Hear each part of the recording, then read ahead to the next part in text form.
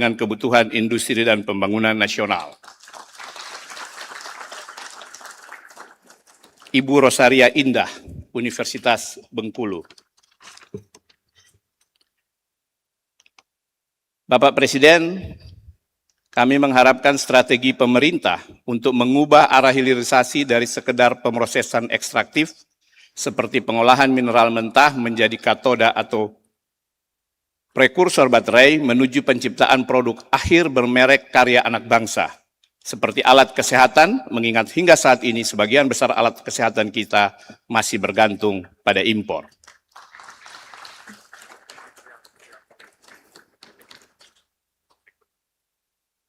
Bapak Presiden, tingginya antusiasme masyarakat untuk melanjutkan pendidikan tinggi, khususnya dari kalangan mahasiswa berprestasi yang berasal dari keluarga kurang mampu, menunjukkan besarnya kebutuhan terhadap dukungan pembiayaan pendidikan.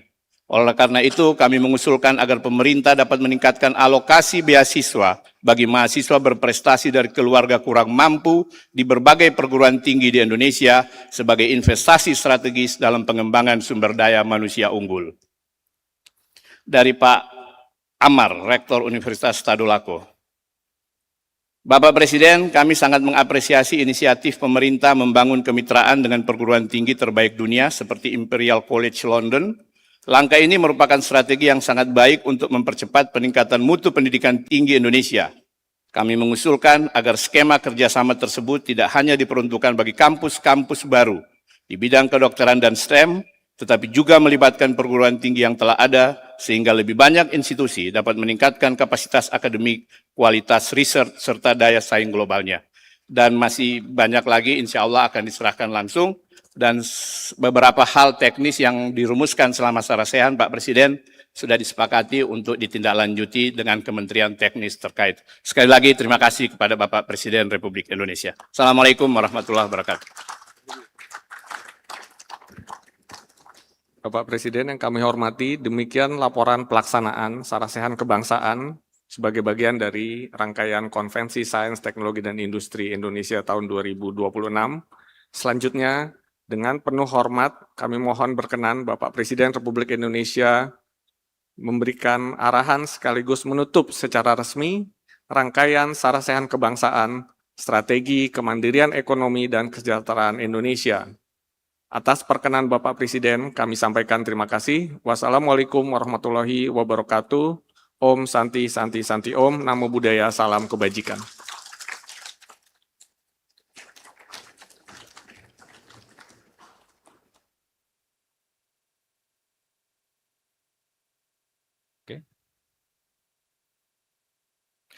Bapak Ibu hadirin berbahagia, mari kita simak bersama arahan Presiden Republik Indonesia yang dilanjutkan dengan pengetukan palu sebagai tanda penutupan Sarasehan Kebangsaan Konvensi Sains, Teknologi, dan Industri Indonesia tahun 2026.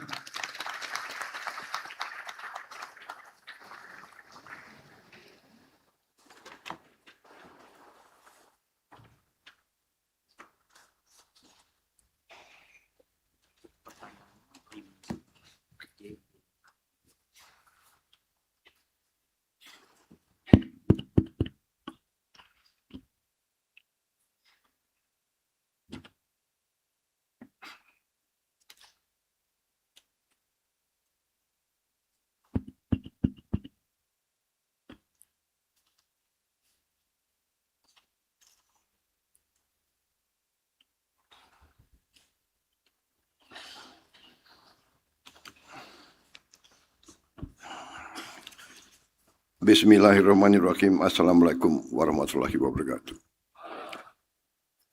Selamat pagi, salam sejahtera kita sekalian, Shalom, Salve Om Swastiastu, Namo Buddhaya. Saudara-saudara sekalian, terima kasih atas laporan tadi Menteri Mendikti. Saudara-saudara sekalian, saya monitor terus jalannya Sarasehan sampai malam kemarin padat, dan secara garis besar saya saya mengikuti bahwa suasana berada dalam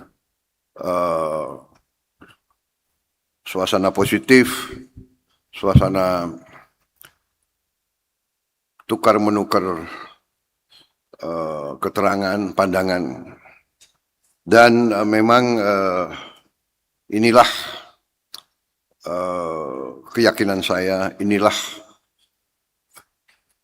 keinginan saya bahwa semua potensi seluruh bangsa harus bersatu, harus mengeluarkan segala pemikiran, segala inisiatif untuk kebaikan kita bersama, untuk survival kita, untuk kelangsungan hidup bangsa Indonesia. Saudara-saudara, dalam waktu yang singkat, kita berusaha, saya sebagai pemegang mandat sebagai kendali atas negara Indonesia pada saat sekarang, saya diberi mandat sebagai nahkoda, katakan, saya berusaha untuk selalu menyampaikan keadaan umum yang kita hadapi sebagai suatu bangsa, bahwa bumi kita, planet kita sudah semakin menjadi kecil karena sains dan teknologi. Sekarang kejadian belasan ribu kilometer berpengaruh kepada kehidupan kita. Kita tidak bertikai, kita tidak bermusuhan sama siapa, tapi kalau ada perang nuklir di satu belahan dunia, kita akan kena dampaknya. Karena itu, menurut saya, dan saya kalau 4 kali ketemu para rektor itu bagi saya belum apa-apa. Kalau perlu tiap bulan kita ketemu.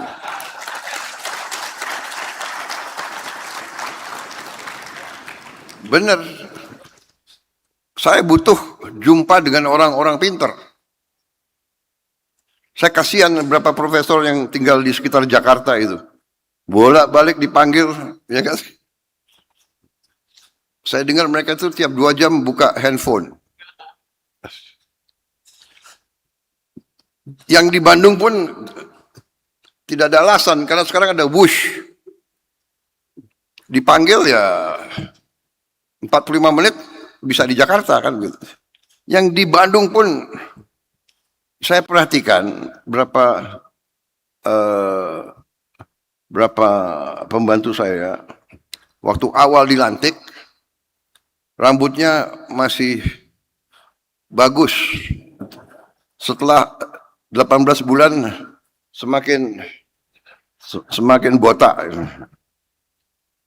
Aku perhatikan Pak Brian, banyak itu rambutnya sudah makin ke atas. Banyak profesor ini memang. Jadi saudara-saudara, inilah yang kita inginkan ya, kita berada di satu kapal besar yang namanya NKRI. Saya kemarin sampaikan kita berbeda pandangan, tidak ada masalah. Universitas adalah tempat di mana gagasan-gagasan adu gagasan, adu pandangan, adu filosofi, adu inovasi. Di situ disebut bahwa kampus punya academic freedom. Academic freedom, kebebasan akademis, bukan kebebasan yang lain-lain. Apalagi kampus menjadi tempat pemikiran atau tempat, katakanlah, pertentangan. Biarlah kampus aktif menggeluti sains dan teknologi untuk memberi manfaat kepada rakyat yang membiayai kampus-kampus itu, yang membiayai semua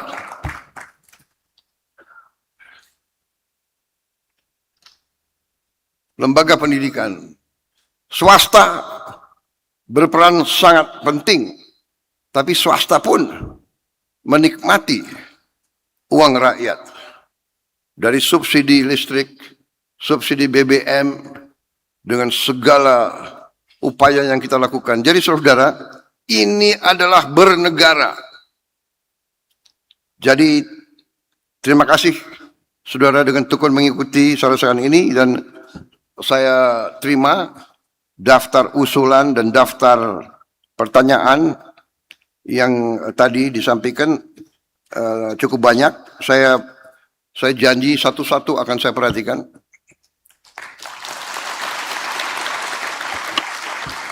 Saudara-saudara, jangankan usul dari profesor, usul dari anak di desa yang sampai langsung ke saya lewat TikTok atau lewat, saya segera tindak lanjut, saudara. Ya karena saya berkeyakinan bahwa kesulitan itu harus dihadapi.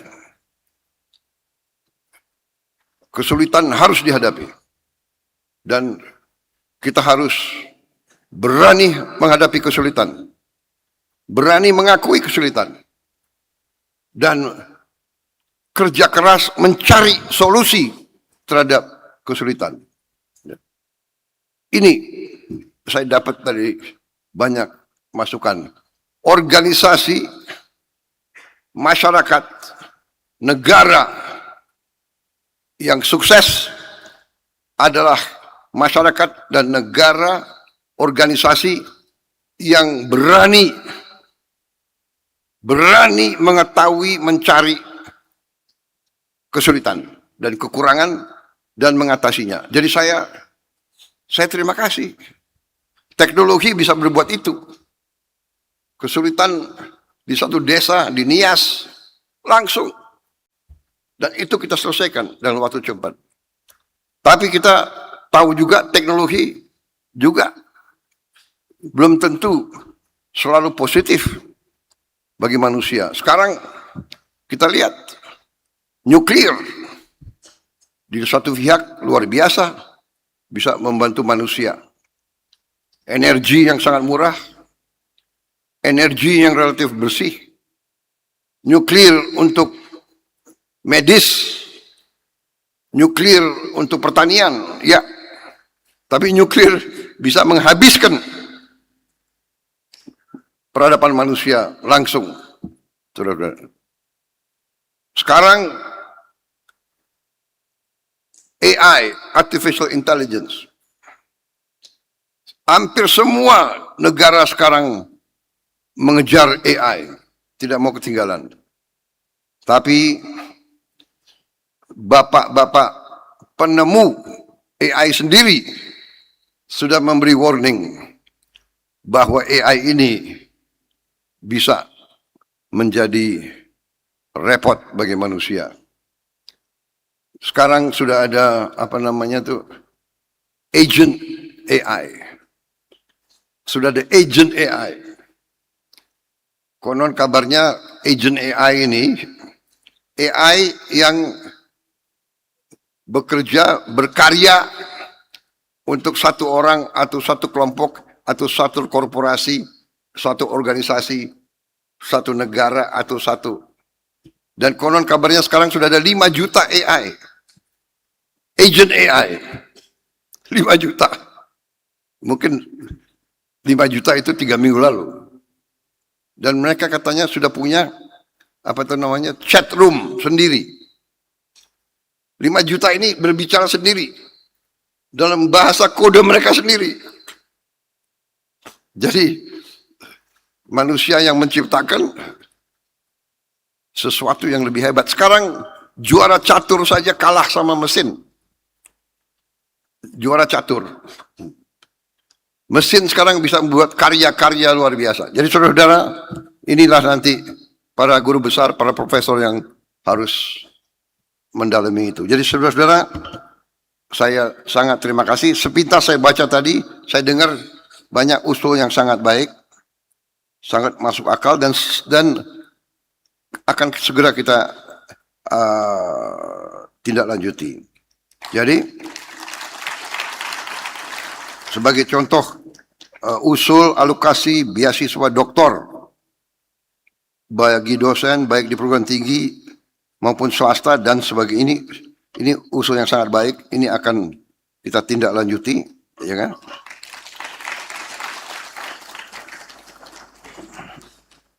Tadi juga usul sektor industri, biaya riset diusulkan agar tiap BUMN mengalokasikan sebagian laba mereka untuk riset dan ya untuk riset ya, inovasi. Ini bagus usul. Masalahnya BUMN ini ada labanya enggak? Sekarang mulai ada. Terima kasih. Danantara mana? Ya. Terima kasih. Nah, itu kan sudah mulai botak terus itu. Terima kasih. Satu tahun ini sudah mulai ada laba. Ya. Masalahnya kemarin ini BUMN ini ya kita sudah tahulah ya. Sudah lama jadi orang Indonesia, saudara sudah mengerti. Ini sedang kita bersihkan, sedang kita tertibkan. Dari 1.000 lebih BUMN, sekarang kita sudah tutup lebih dari 200. Lebih dari 200. Nantinya kita akan bikin tinggal 300 lah. Ya. Bagaimana Pak Oscar Doni? Ujungnya kita bisa berapa BUMN? Ujungnya nanti 250. Bayangkan. Lebih dari 750 kita tutup. 750 dirut. 750 direksi. Kali 4 atau kali 5. 750 komisaris. Kali 10.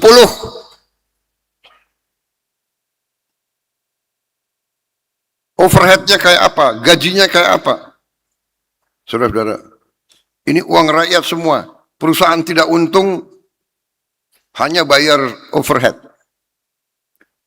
Saudara-saudara sekalian, kita mau sekarang rasional, efisien.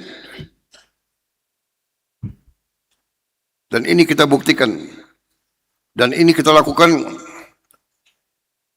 Saya minta dalam tahun ini harus selesai. Ya. Jadi dalam 2 tahun kita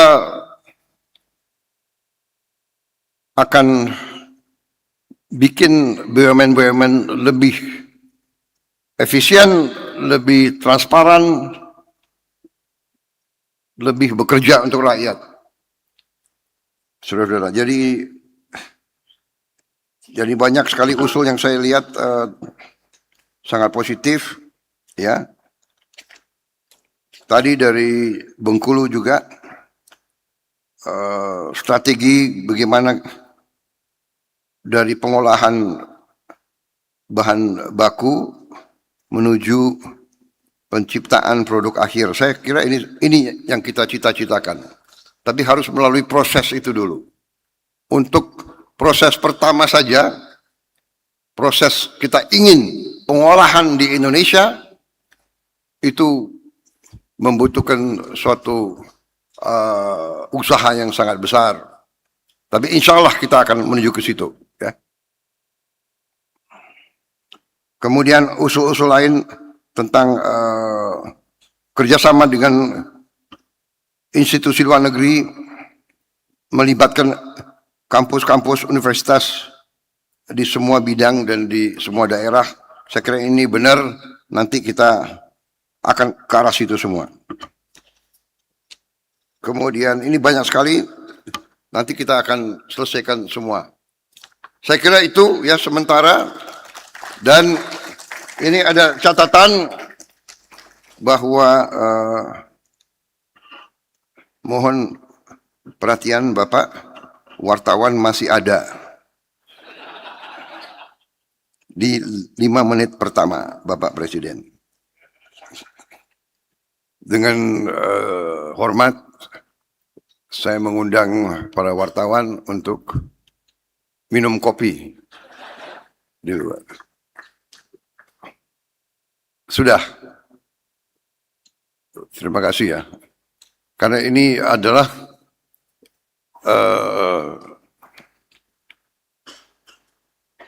penutupan, tapi di mana sekaligus sesi terakhir saya untuk Sarasehan kali ini. Saudara-saudara, benar, saudara-saudara. Wahana TV, teropong konsumen.